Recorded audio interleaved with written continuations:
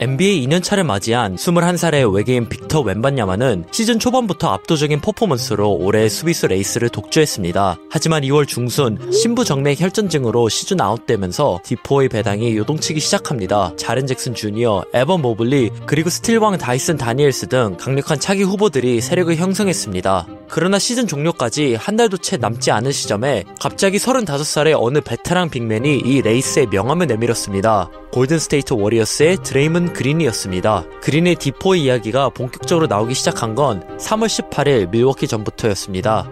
2스틸, 4블록이라는 기록도 훌륭했지만 그보다 더 인상적이었던 건 수치로는 다 담기지 않는 전체 수비 조율 능력이었죠. 그린은 이날 리그에서 가장 막기 힘든 선수 중 하나인 야니스 아데토쿤포를 상대로 1대1 수비에서 완벽에 가까운 대응을 보여주며 매치 없이 득점을 단 1점도 허용하지 않았습니다. 그린의 신장은 198cm입니다. NBA에서 센터나 포워드를 보기에는 작고 가드를 보기에는 큰 애매한 사이즈, 217cm로 윙스팬은 아주 좋은 편이지만 그렇다고 또 점프력 같은 운동 능력이 뛰어난 선수는 아니죠. 우리는 이렇게 애매하게 걸쳐있는 선수들을 트위너라고 부르며 NBA에서는 해마다 수백 명들의 트위너들이 이도저도 적응하지 못한 채 실패를 맛보고 집으로 돌아갑니다. 그렇다면 이렇게 애매한 사이즈의 드레이먼드 그린은 어떻게 수비로 그렇게 많은 찬사를 받은 걸까요? 바로 높은 수비 BQ 때문입니다. 릴라드와 쿠즈마의 투맨 게임, 드레이먼드 그린은 3점 라인에서 오픈된 쿠즈마에게 클로즈아웃을 갑니다. 보통 같으면 버틀러가 쿤보를 막고 풀 로테이션을 돌릴 수도 있는 상황. 하지만 그린은 쿠즈마의 슛만 적당히 견제한 뒤 곧바로 다시 자신의 매치업인 쿤보에게 돌아갑니다. 이번 경기에서 쿤보는 내가 맡은다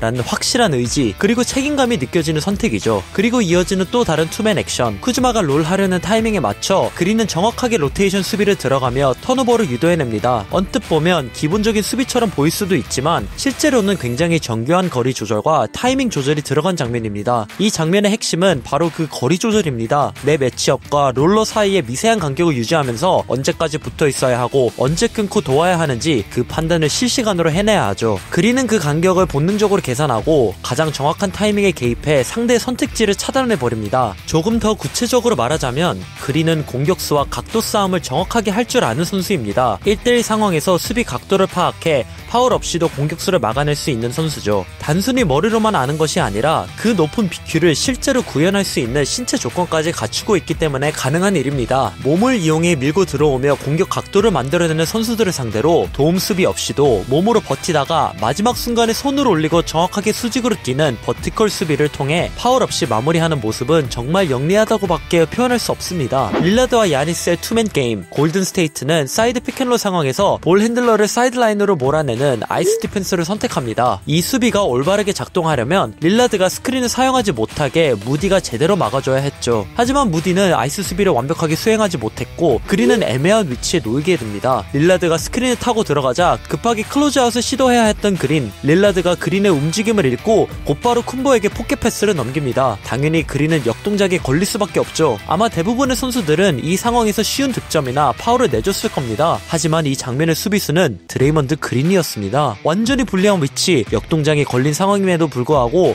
그린은 끝까지 쿤보를 따라가 정확한 타이밍에 오직 공만 건드리며 공격을 완벽히 차단합니다. 예상치 못한 상황에서도 흐름을 읽고 반응하는 드레이먼드 그린 수비에 진짜 정수가 담긴 장면이죠. 드레이먼드 그린의 수비에는 철학도 있습니다. 자신의 1대1 매치업 상황에서 차라리 실점을 하더라도 다른 팀원들의 매치업이 무너지지 않은 걸 더 중요하게 생각하는 선수죠. 나 하나가 손해를 보더라도 팀 전체 수비의 균형이 무너지지 않는 걸 우선으로 두는 바로 그 철학이 골든스테이트의 수비 전술이기도 합니다. 쿤보가 드레이먼드 그린을 상대로 돌파를 시도합니다. 그린과 1대1 상황, 그런데 쿤보가 돌파를 시작하자 스트롱 사이드 코너에 있던 쿠민가가 자신의 수비수를 버리고 헬프를 옵니다. 쿤보는 그걸 보자마자 정확하게 패스를 뿌려주죠. 쿠민가는 허겁지겁 클로즈아웃을 시도해야 했고 로페즈는 그 빈틈을 스핀부브로 공략해 쿠민가를 따돌리고 덩크로 마무리합니다. 그리고 골든스테이트의 해설진은 이 장면을 정확하게 짚어냅니다.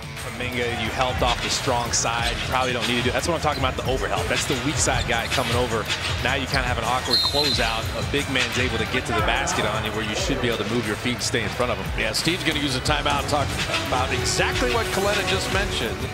투맨 게임 상황에서도 드레이먼드 그린은 드롭, 해치, 블리츠, 스위치 등 모든 수비 옵션을 소화할 수 있기 때문에 상대 입장에서 공략하기 정말 까다로운 선수입니다. 그래서 팀들은 온볼 액션에서 최대한 드레이먼드 그린을 피하려고 합니다. LA 레이커스가 쿼터 마무리 플레이를 준비합니다. 화면에 보이지 않지만 그린은 코너에서 하치무라를 수비하고 있습니다. 레이커스가 그린을 코너로 빼기 위한 세팅이었죠. 하지만 똑똑한 그린은 자신이 맡은 하치무라가 코너에 고정될 거라는 것을 눈치챘습니다. 그래서 액션이 시작되기도 전에 포스트에 있는 팀원에게 먼저 스위치를 지시합니다. 그런데 실제 스크린을 거는 선수는 피니 스미스가 아니라 빈센트였죠. 이 움직임을 눈치챈 그린은 곧바로 두 번째 스위치를 요청합니다. 리브스는 아직 온볼 액션을 시작조차 하지 않은 상태였는데 그린은 이미 두 번이나 스위치를 통해 수비 포지션을 조정했습니다. 공이 결국 리브스에게 다시 돌아올 패턴이라는 걸 읽은 그린은 1대1 상황을 미리 대비해 미스매치 없이 완벽히 수비를 마무리합니다. 이처럼 드레이먼드 그린은 온볼 상황뿐만 아니라 오프볼 수비에서도 그 진가를 발휘합니다. 하지만 이렇게 완벽해 보이는 수비수에게도 분명한 약점은 존재합니다. 가장 뚜렷한 부분은 역시 신장에서 오는 한계죠. 드리블 돌파를 막을 때는 뛰어난 타이밍과 풋워크로 상대의 스피드와 리듬을 빼앗을 수 있지만 골밑에서 몸을 부딪히며 함께 뛰는 상황에서는 종종 득점을 내주는 모습을 보이기도 합니다. 특히 정통 빅맨들과의 리바운드 싸움이나 포스트업 수비에서는 그 한계가 더 도드라지죠. 그렇다면 그린을 공략하기 위해 정통 빅맨들을 더 많이 쓰면 되지 않나? 라고 생각할 수도 있지만 현실은 그렇게 단순하지 않습니다.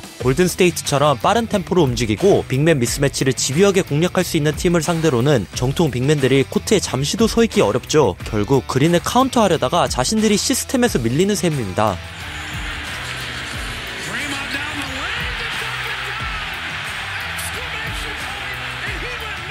물론 모든 전통 빅맨들이 다 그린에게 불리한 건 아닙니다. 템포를 조절할 수 있고 경기 내내 림런을 해줄 수 있으며 피지컬은 물론 골밑에서의 부드러운 터치와 득점력을 모두 갖춘 빅맨이라면 이야기가 달라집니다. 골든스테이트가 최근에 덴버를 잡아내긴 했지만 요키치 같은 유형의 선수는 여전히 드레이먼드 그린에게 까다로운 상대입니다. 그래서 드레이먼드 그린은 실제 매치업 수비보다는 로머 역할을 더 선호합니다. 뒷라인에서 전체 수비를 조율하고 필요한 타이밍에 정확하게 헬프 수비를 들어가는 걸 더 즐기죠. 이런 상황이야말로 그린의 높은 수비 BQ와 다재다능함이 가장 빛납니다. 하지만 로머 역할을 하게 되면 어쩔 수 없이 자기 매치업을 벌여야 하기 때문에 반대편에서는 숫자 싸움에 밀리는 아웃넘버 상황이 생길 수밖에 없고 팀은 풀 수비 로테이션을 돌려야 할 때가 많습니다. 하지만 그린의 뒤에는 이제 또 다른 그린이 있습니다. 바로 그린급의 수비 BQ를 가진 지미 버틀러를 영입하며 팀 수비 밸런스를 리그 최상위권으로 끌어올릴 수 있게 된 것이죠. 모란트가 볼을 소유하고 있고 그린의 매치업인 자렌 잭슨 주니어는 코너에 위치해 있습니다. 멤피스가 스크린을 활용해 커리를 공략하려는 움직임을 보이자 버틀러가 빠르게 손짓하며 그린에게 신호를 보냅니다. 그린은 수비자 3초를 피하기 위해 한 발을 페인트 좀 바로 바깥에 두고 타이밍을 잽니다. 그리고 모란트가 드라이브를 시도하자 정확한 타이밍에 헬프 수비로 들어와 블록을 성공시킵니다. 그 와중에도 버틀러는 자직주의 컷 동선을 완벽하게 차단하며 코너 베이스라인 라인을 놓치지 않고 커버하죠. 만약 이 장면에서 버틀러가 없었다면 그린은 헬프 수비를 마음 놓고 나갈 수 없었을 것이고 모란트는 자직주에게 베이스라인 컷 패스를 넣거나 최소한 공격 리바운드 찬스를 만들어냈을지도 모릅니다. 이처럼 버틀러가 합류한 이후 드레이먼드 그린의 수비는 다시 살아났습니다. 버틀러가 온 직후 그린이 이달의 수비수에 선정된 것도 결코 우연이 아니죠. 올스타 휴식기 이후 600분 이상 함께 코트를 밟은 듀오들 중 그린과 버틀러는 리그 최고 수준의 디펜시브 레이팅을 기록하고 있습니다. 개인의 수비 능력도 뛰어나지만 서로를 이해하고 보완해주는 이 조합은 그린의 수비력을 한층 더 끌어올리는 핵심 요인입니다. 그리고 버틀러 역시 드레이먼드 그린의 수비력에 감탄하며 끊임없이 칭찬을 아끼지 않았습니다.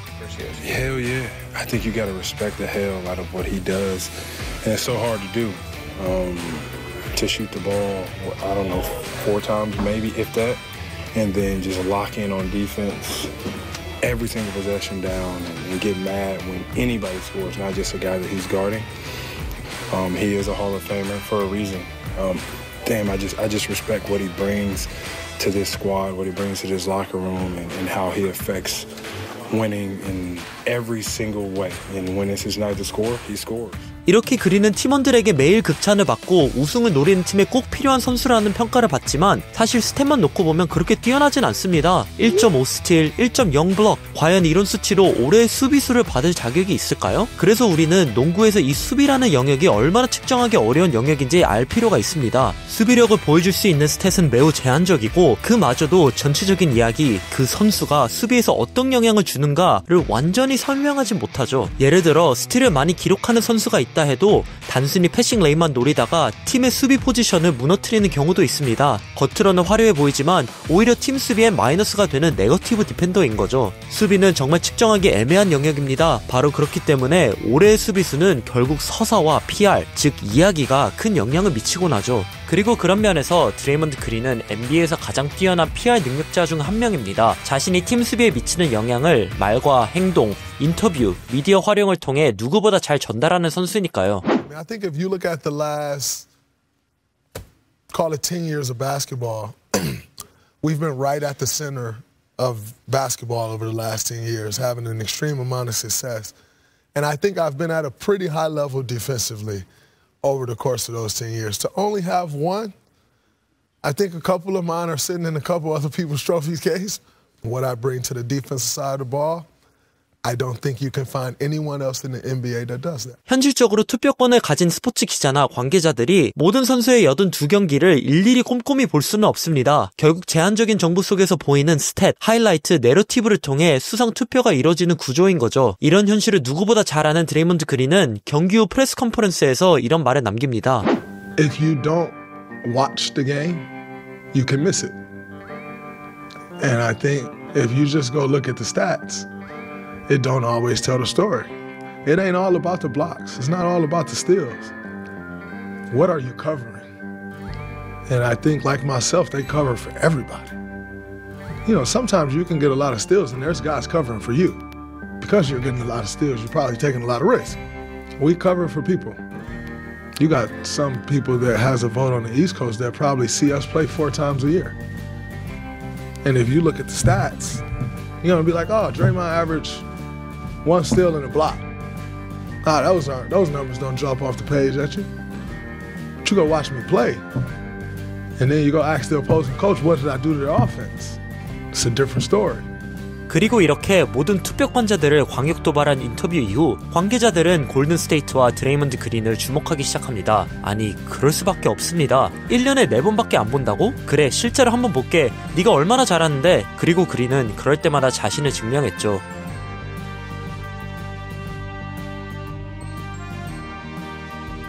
그렇게 수많은 지표의 허점과 평가의 한계를 뚫고 드레이먼드 그린은 다시 올해의 수비수 논쟁의 중심에 섰습니다. 한때 랭킹 바깥에 머물던 그린은 눈에 보이는 숫자보다 더 큰 영향력으로 다른 후보들을 추월하며 2번째 D4위를 정조준하고 있죠. 과연 드레이먼드 그린은 커리어 2번째 올해의 수비수 트로피를 들어 올릴 수 있을까요? 지금 이 순간에도 그린은 숫자에 잡히지 않은 수비로 리그 전체를 설득해가고 있습니다. 더 많은 NBA 전술을 보고 싶다면 구독과 좋아요 부탁드립니다.